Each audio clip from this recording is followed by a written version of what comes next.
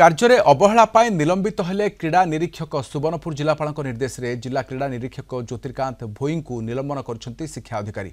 डुंगरीपाली Ichhapur high school पड़िया खेलकूद प्रतियोगितार आहत होता छात्रों को मेडिकल रे छाड़ी चली जाइथिबारु ज्योतिर्कांत को निलंबन कर जिलापाल। उच्च डिया बेले अष्टम श्रेणी छात्र कृष्ण नायक हाथ भांगी जाइथिला।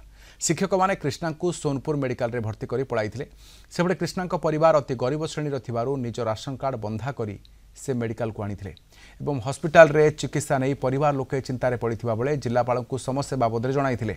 जिलापाल अभियोग शुणी चिकित्सार बंदोबस्त करने सहित क्रीड़ा निरीक्षकों को निलंबन कर।